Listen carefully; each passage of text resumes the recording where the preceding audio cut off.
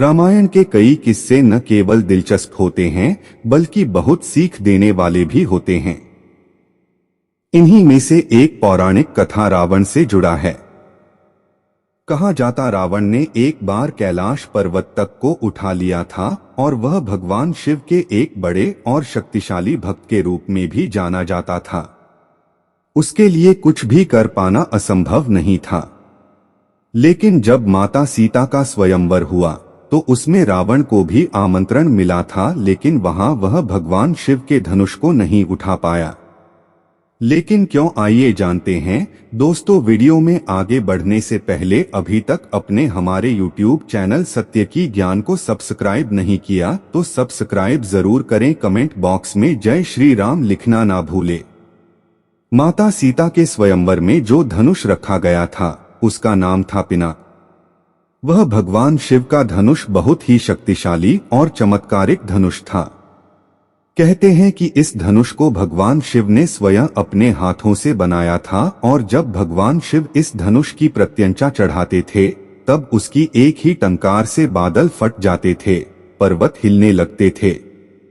इस धनुष के एक ही तीर से भगवान शिव ने त्रिपुरासुर की तीनों नगरियों को ध्वस्त कर दिया था। कथाओं के अनुसार बाद में इस धनुष को देवराज इंद्र को सौंप दिया गया और वास में इंद्र ने इसे राजा जनक के पूर्वज देवराज को दे दिया।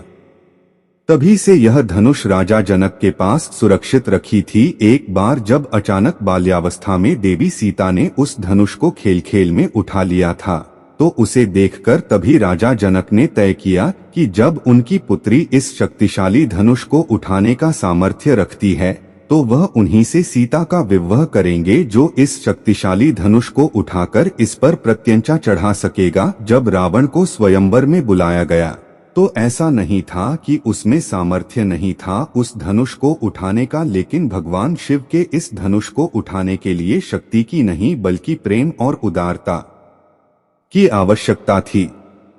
जब रावण इसको उठाने के लिए आया तो उसके मन में बहुत अहंकार था। उसने न तो उस धनुष को सम्मान पूर्वक देखा और न ही उसके बारे में कोई अच्छी मंशा रखी।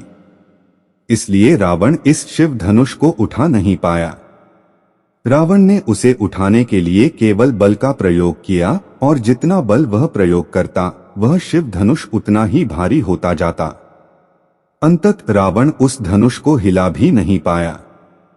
जब भगवान राम की बारी आई तो उन्होंने न केवल उस धनुष को प्रणाम किया बल्कि धनुष की परिक्रमा की और फिर उसे प्रेम पूर्वक उठा लिया। फिर उस पर उन्होंने प्रत्यंचा चढ़ा दी और धनुष को तोड़ दिया।